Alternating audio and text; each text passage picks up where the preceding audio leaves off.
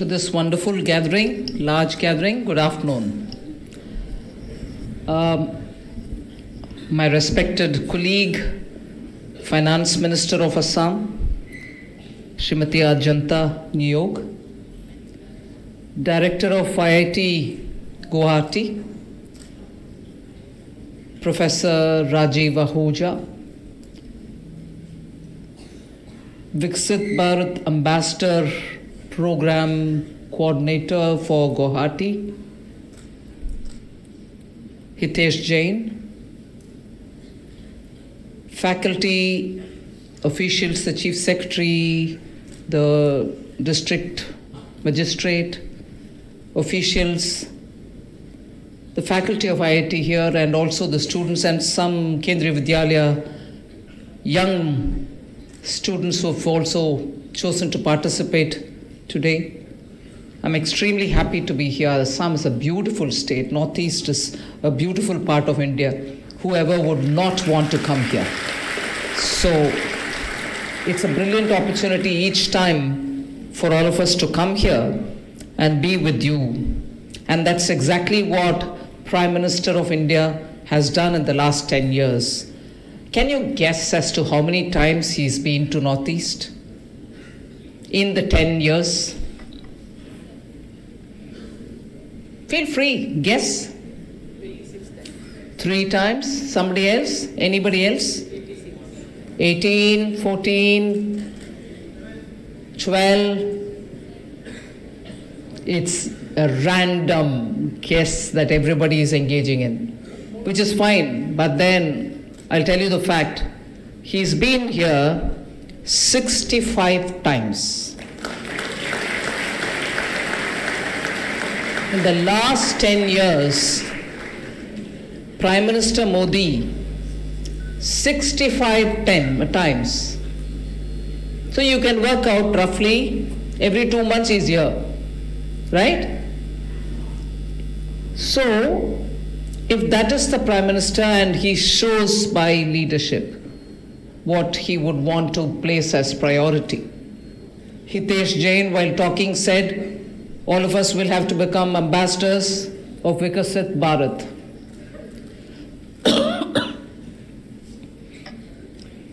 Ambassadors will become of something which we value, we respect, and that is why when he spoke, he said, ambassadors can become ambassadors for a cause, but what are ambassadors expected to do?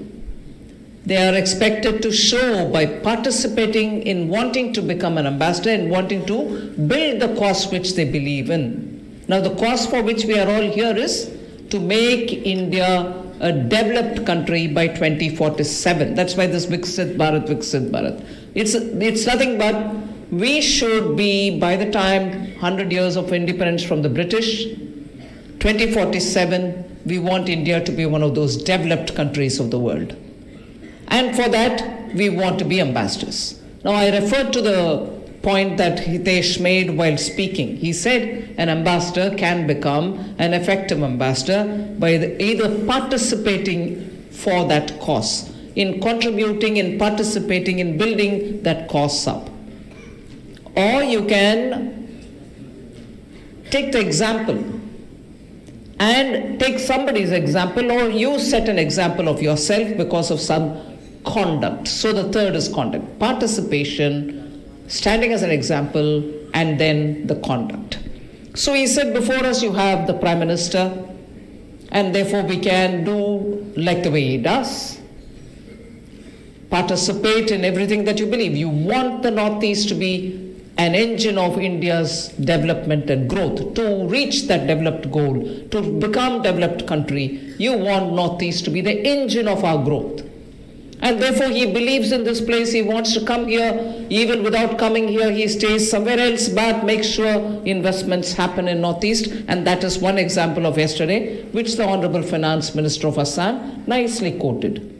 Now, before I go on to talking about other things, what is it that which came to Assam yesterday? You're all students of IIT. You have students of Kendriya Vidyalaya who will also want to probably be part of them at least will want to be in IITs or anything else. What came yesterday is very different from all the investments made before. Why? Did it have more money than others? Money can come, big investments can come, big huge amounts can come. But what came yesterday is history. It's actually a big historical moment for the Northeast and in particular for Assam. See, what happens is when you're looking at development of a particular region or a particular state, you tend to think what are the natural advantages which exist there. And you again think about the source of raw material, the skilled labor, and therefore what is good here. So when you talk of Northeast repeatedly, you will get to hear of, there's a lot of limestone, so cement industry. There's a lot of bamboo, therefore bamboo processing, and so on. There's a lot of fruits, wonderful organically grown fruits, so fruits, or processing of fruits, or exporting of fruits. All that will have to happen. I'm not saying no. But what happened yesterday is something for which not just some states of India, which are already well into industry, well into manufacturing, and therefore they'll vie to have them. But even some countries, other than leave some of the states in India, there are countries which long to have a part of that semiconductor value chain in their countries. But Assam got it.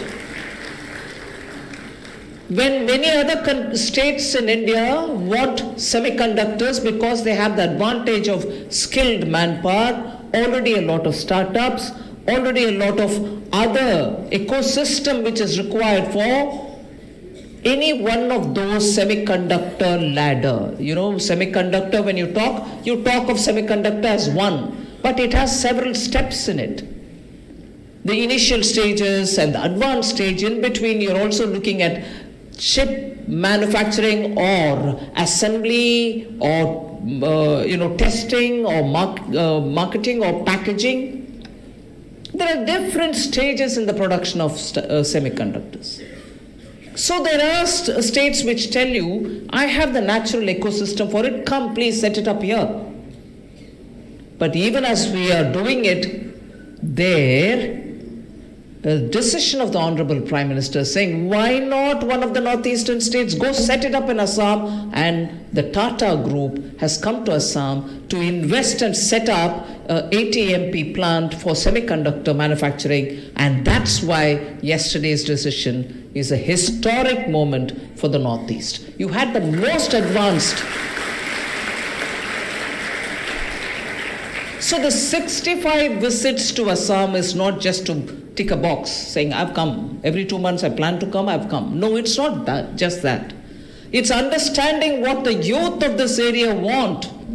They're just not going to have to wait like many other states took years, decades to, progress one step ahead. Northeast youth today have all the energy, all the skill set, all the communication ability, all the energy and all the enthusiasm that sunrise sectors can provide us that require such young youth population. And therefore, there we go. The first major semiconductor manufacturing setup is being done in Assam. And that's why I said it's history.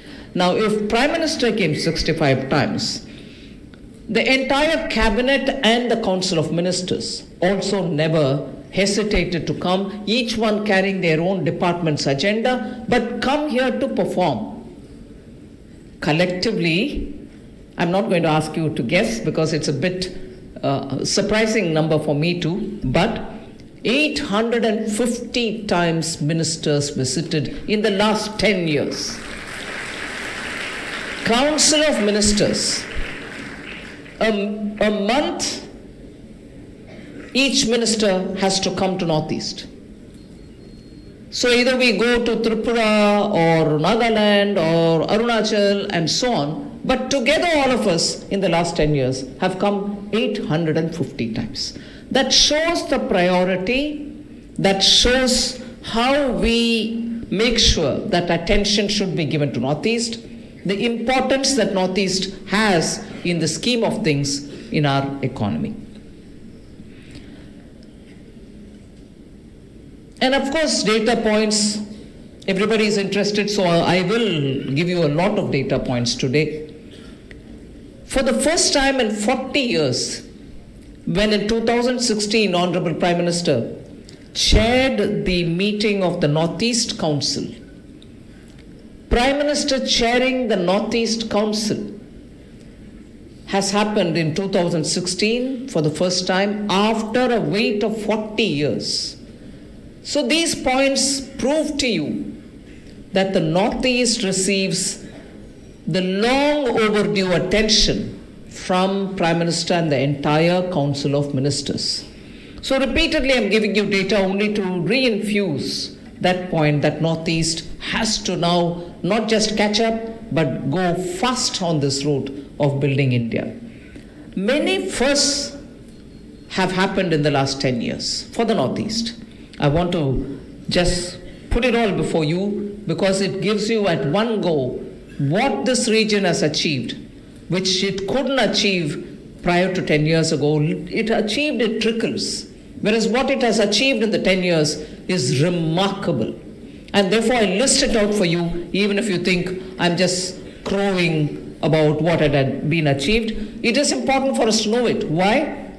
If you're going to have to believe in the Northeast, if you're going to have to believe that Northeast will not be neglected, and if you're going to have to believe that Northeast, if not neglected, will contribute as an engine to India's growth aspirations, and it'll be the engine which will lead us to 2047, the developed India 2047, you should know in 10 years what's been achieved.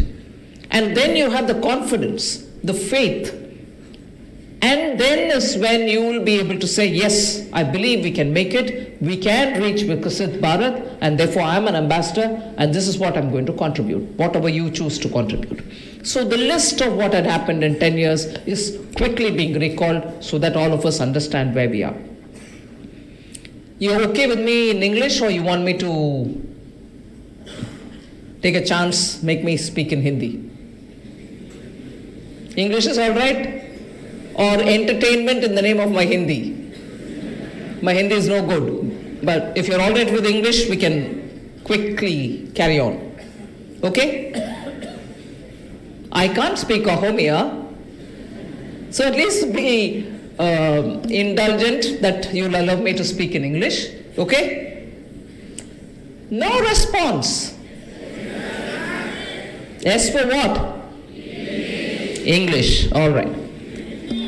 Now, broad gauge trains reached Manipur, Mizoram, Meghalaya, Arunachal Pradesh and Tripura for the first time in the last 10 years. Meaning 70 years went by, broad gauge trains reached in the last 10 years. Goods trains reached Manipur for the first time in 2022. Electric trains reached Meghalaya for the first time in 2023. Nagaland got its first railway station after independence. You heard that? After independence, Nagaland got its first railway station. Sikkim and Arunachal Pradesh were connected to air services for the first time. Nagaland got its first ever medical college in 2023.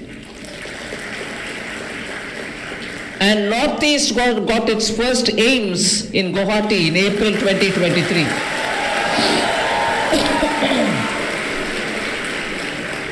India's first ever national level sports university was set up in Manipur in 2018.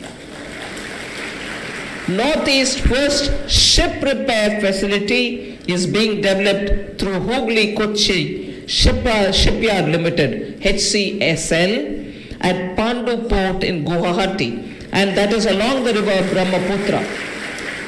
Ship repair facility. You would think only ports which are on the sea coast will have it, but when you have inland waterways developing rapidly in this country, you need that as well, and that is being set up in Guwahati or in Assam.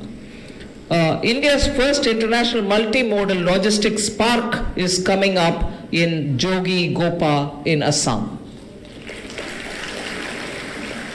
India's first Gati Shakti research chair. You know, so much is being spoken, researched into, data is being generated out of PM Gati Shakti. It's a beautifully designed app through which you're able to get several filters play through and tell us which is the most effective way of handling any one common resource, around which, if logistics is improved, we will have better connectivity and better realization of value for money. And that is PM Gati Shakti. Now, research chairs are being established. The first such research chair in PM Gati Shakti is being established in IIM Shillong. 23rd February 2024, there was an announcement made. That will facilitate research and development and also innovation in logistics capacity of the country. So startups, whoever is present here, please understand that on logistics, there's so much that you can innovate and do for the country, which is established in Shillong. Border villages. I want to speak about border villages for a moment because most of the Northeast states have international border. Those villages in the border areas, in the international border areas, are critical because they are the eyes and ears of the country. If people living there are not going to be able to get information or see what's happening and convey it in time, any amount of smart intelligence cannot help the country. And that is why you need villages in the border areas to be developed. But I'm sorry to have to politicize this. For a minute, I want to say how 10 wonderful years were lost without developing the border villages. The belief of the earlier government for 10 long years, and I'm not saying it out of any kind of inference that I've made. I'll give you a quote from the defense minister who during that time had said, we don't believe in developing the border villages because more the development, it will be easy for the enemy to access us.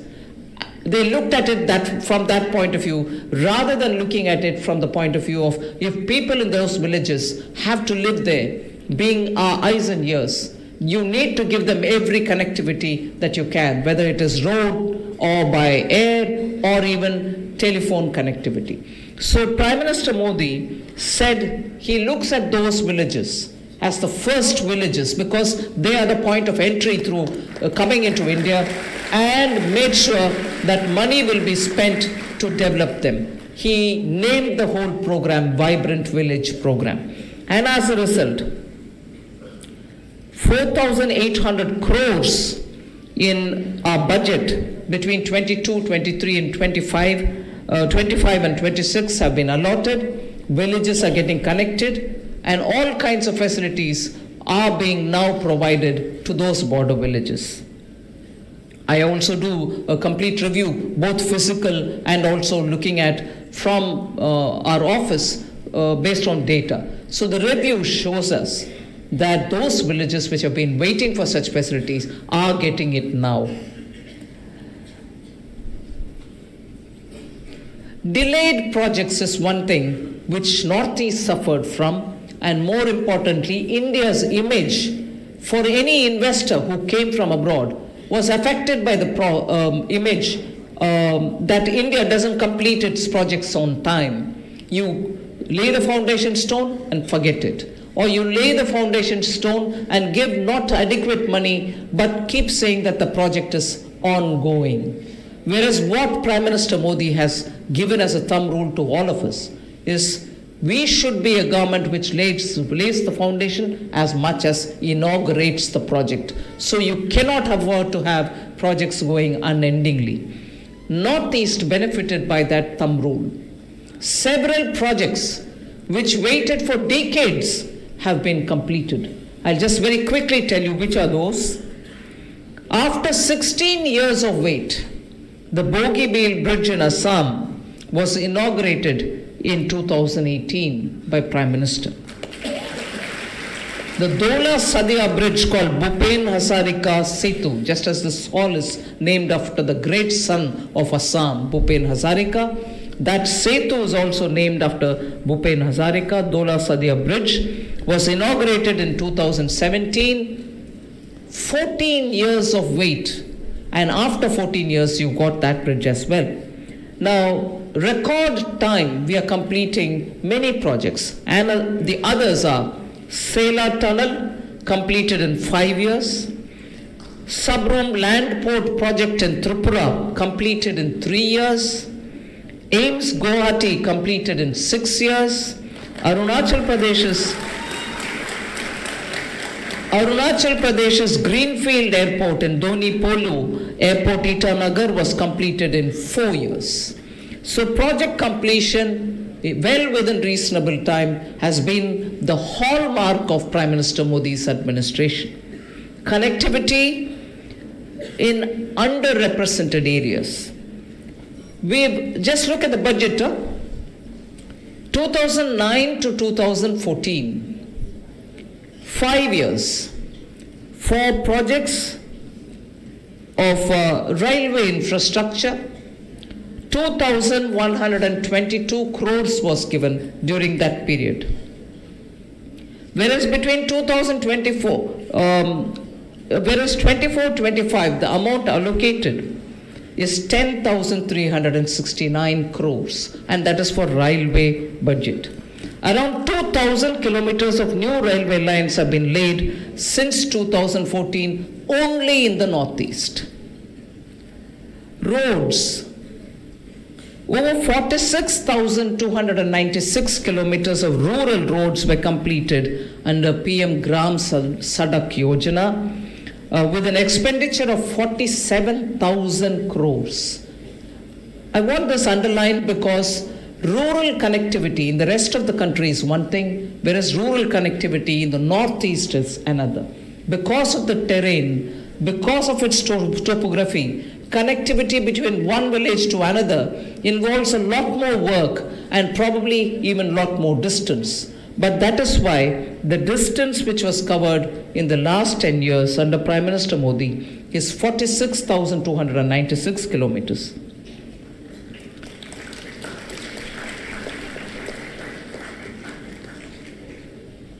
Until 2014, only 10,000 kilometers of national highways were constructed in the Northeast. That is over 7 decades. Only 10,000 kilometers. Whereas in the last 10 years, 6,000 kilometers have been completed in the Northeast only. So 10,000 kilometers took 67 years, 6,000 kilometers took just 10 years. Until 2014, there was only one inland waterways. Now there are 20 waterways just in the Northeast. 20 waterways. Over 1,000 crores have been spent on this. Now on airways, very quickly, all 8 states of the Northeast have air connectivity. The number of airports in the Northeast is now increased to 17. I'm talking of 2023. It was only 9 till 2014. Now it is 17. And 17, from among them, you have 3 international airports as well.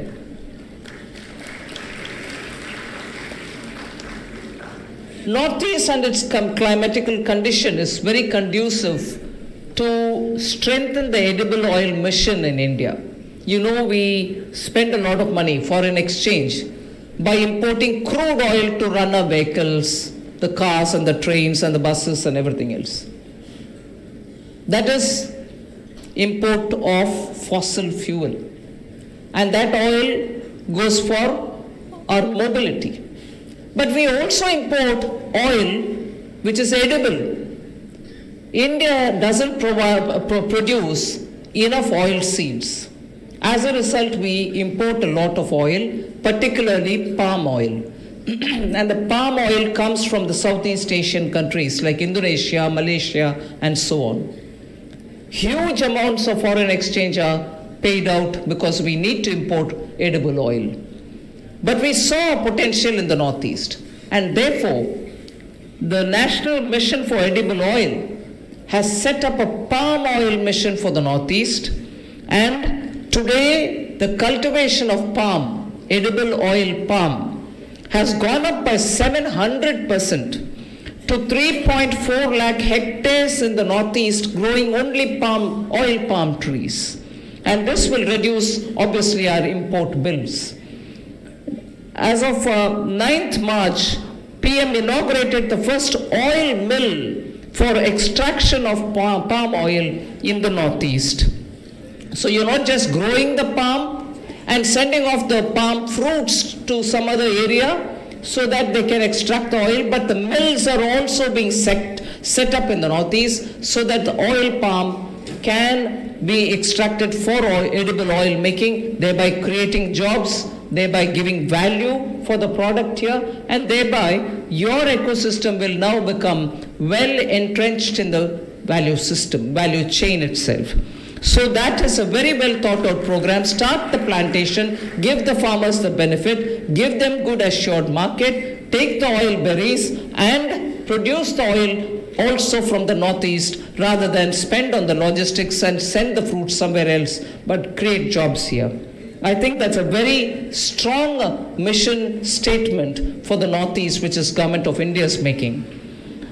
Similarly is the National Bamboo Mission, which has given a lot of impetus for sustainability related goals. You're able to produce a lot of Northeast bamboo related products. Today it's becoming a cult all over the world that you don't need to use paper, you don't need to use plastic. Here comes bamboo, which can be a perfect substitute for many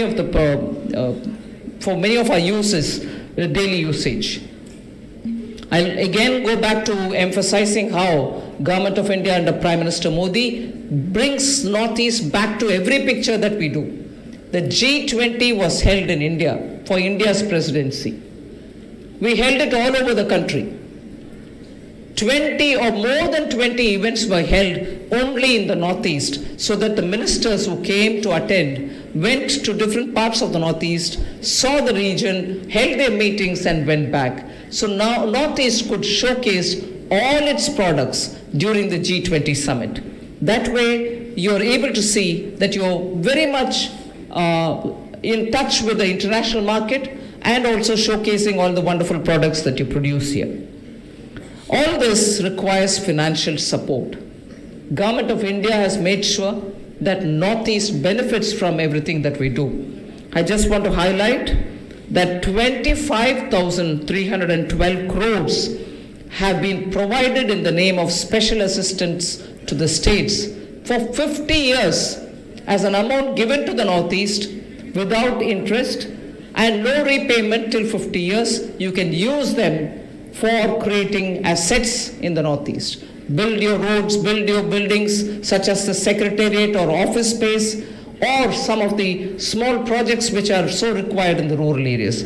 25,000 crores, over 25,000 crores have been given to the Northeast. Similarly, in the name of PM Divine program, which creates livelihoods, 6,600 crores is the outlay given for projects which can create jobs in Northeast, and that is specifically for Northeastern states. So PM development and infrastructure monies for the Northeast has been called PM Divine. All of you would have heard about GST, the goods and services tax, an indirect tax which is levied all over the country. It's the same rate decided by the GST Council, in which finance ministers from all over the states sit and decide as to what the rate should be. The biggest beneficiary of the GST, after the introduction of the GST, the biggest beneficiary is the Northeastern states. You get such revenue. You get such revenue from the GST. It is unbelievable that the Northeastern states, which otherwise suffer because industries don't come to set up their activities here, today are benefiting from the collections of the GST. I'll just give you a number on it. The compound annual GST revenue growth is 27.5%. Since the implementation of the GST in 2017-18 till today, that is, what was it before the GST? The compound annual rate of growth, 14.8%. Where is 14.8%? Where is 27.5%? That's the increase in the indirect tax revenue collection because of GST that every one of these northeastern states are benefiting from, which means more money in the hands of the government, more money for developmental and also welfare activities. We've been talking about industries coming and investing here.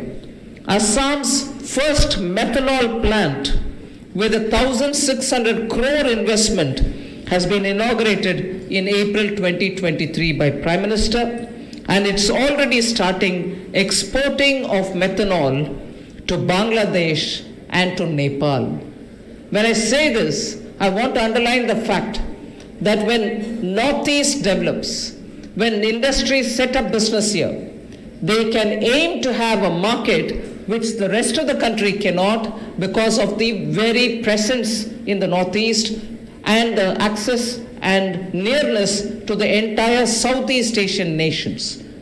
Starting from Myanmar, Malaysia, Singapore, Thailand, Cambodia, Laos, Vietnam are all accessible for you in the Northeast. And therefore, any industry set up here doesn't have to look anywhere else for market. You're able to set it up and sell to the neighboring countries. And that is where this methanol export is happening to Bangladesh and Nepal.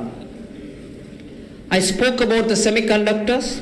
Similarly, I can also talk about the recently approved Uttar Purva Transformative Industrialization Scheme called the Unnati Scheme, with which a lot of assistance is being given, starting to be given from now for industries which will be set up in the Northeast. Prime Minister also laid the foundation for 7 cancer hospitals in Assam itself. And I think this step forward will make Assam a medical hub in the sense for medical treatment. Entire Southeast Asia and our immediate neighbors can all benefit from the network of hospitals which Government of India is setting up in Assam. For instance, this network of hospitals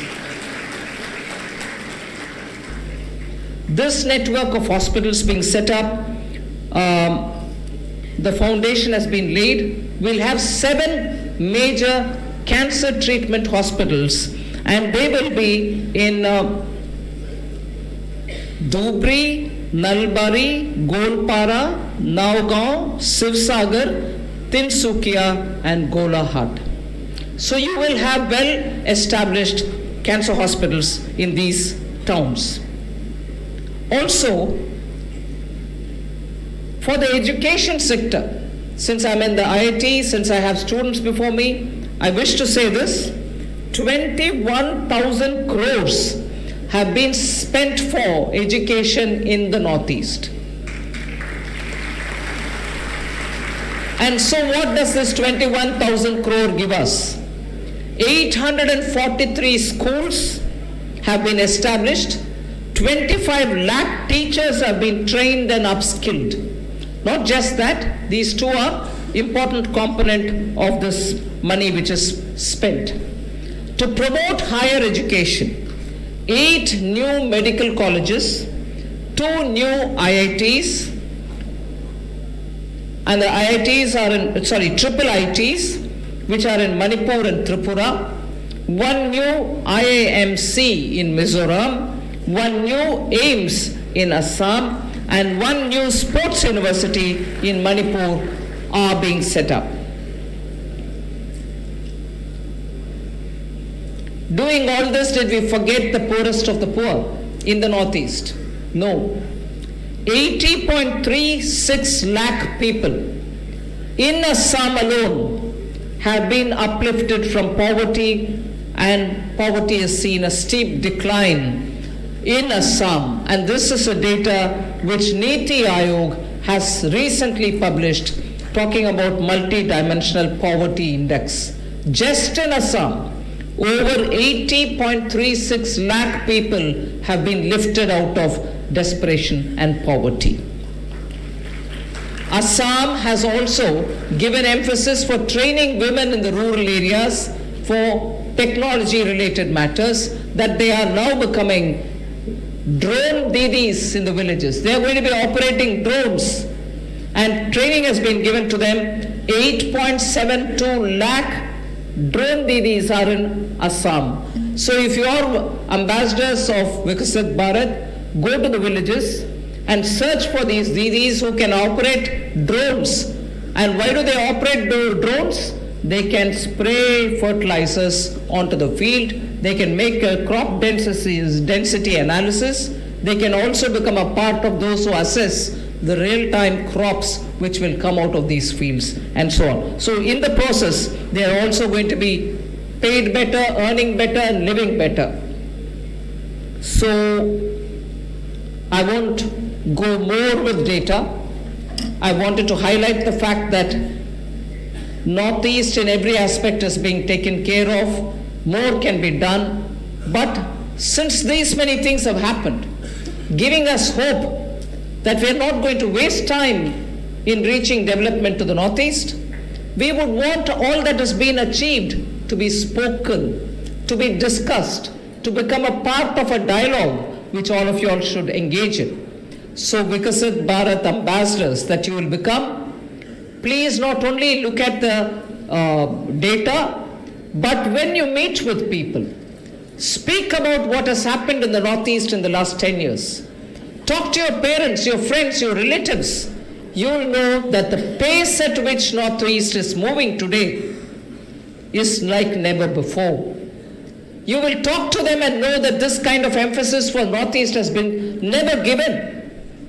And therefore, as ambassadors working towards a developed India, I would request each one of you to look at these data, look at the reality in the villages, talk to the didis in the self-help groups, look at all those hospitals being set up, institutions of higher learning being set up.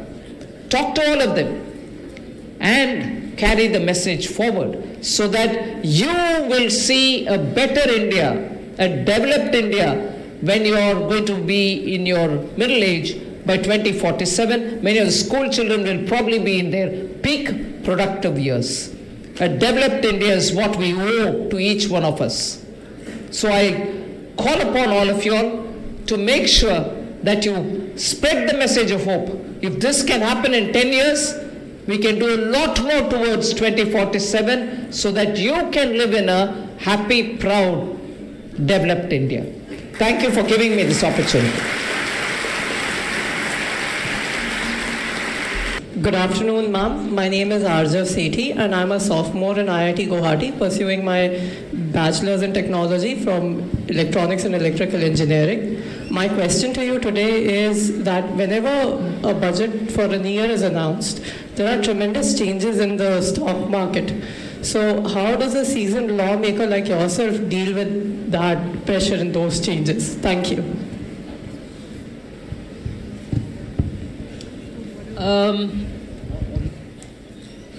It can sort of indicate the moods in the market, but the stock market does its job, I do my job.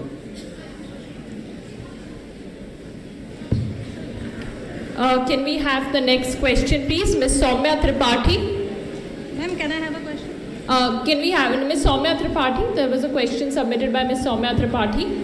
And can we please have some more mics, please, in the audience? Good afternoon, ma'am. This is Smt Nirmala, and my question to you is, how does the new budget prioritizes and encourages the contribution of women in the Indian economics?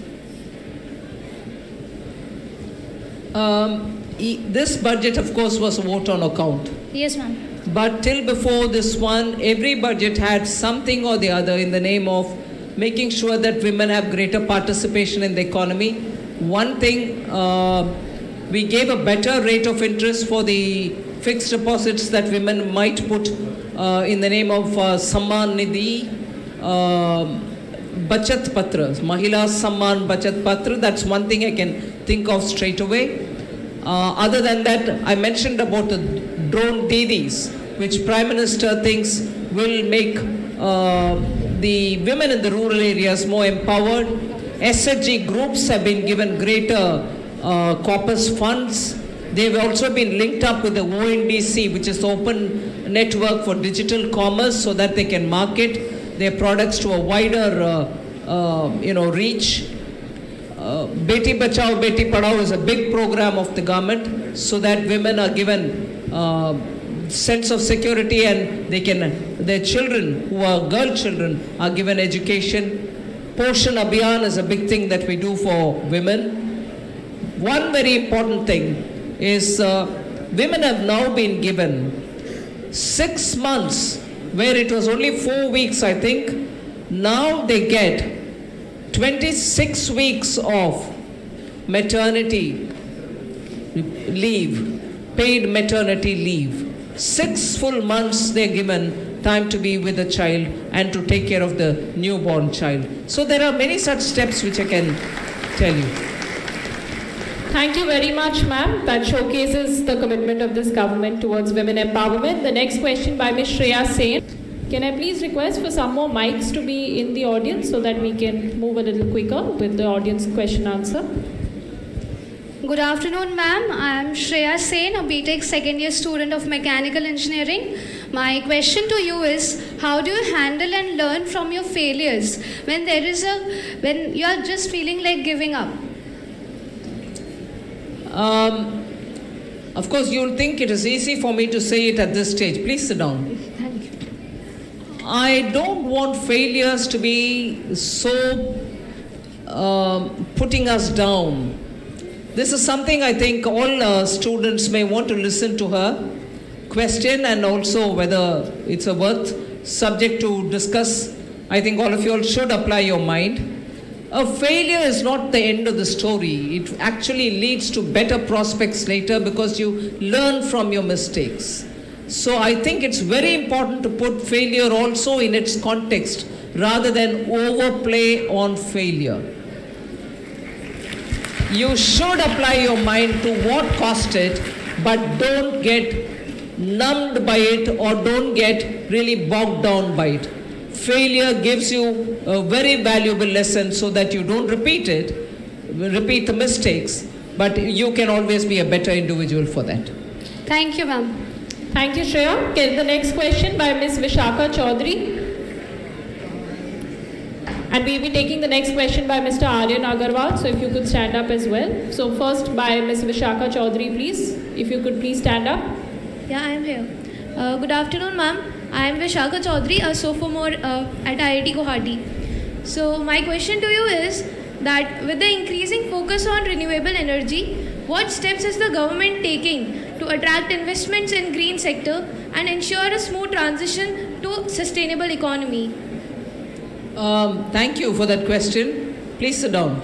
Renewable energy is a big commitment by with Government of India. We have spent considerable time making favorable policies, giving fiscal concessions, and inviting foreign direct investment into this area. Our solar is one of the biggest things. You find large solar parks in Western India and Southern India. You also have a lot of investment now into the hydrogen mission. I understand your director is a specialist in that area. Hydrogen today also has big challenges in terms of how do we store the energy which we produce. Green ammonia is also a big investment area in which we are drawing a lot of interest from investors who are coming from abroad.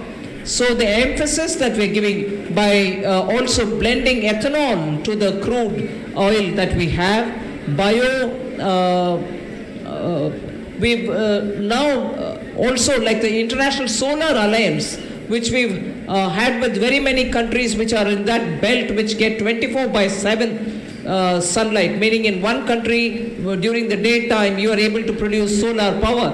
Similarly, as you go further, the other countries who later become daylight times, they produce this. So the International Solar Alliance is something which Honorable Prime Minister formed, and today there are so many countries which have come into it. So the emphasis on renewable energy is very high for this government. Thank you, ma'am. And now for the last question, if we could have Mr. Aryan Agarwal.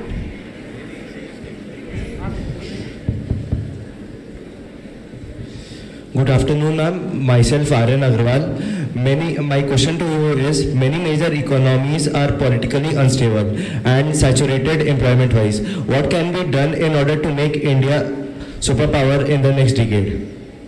That's why I want you to be the ambassador of the Viksit Bharat movement. Come join, speak about it.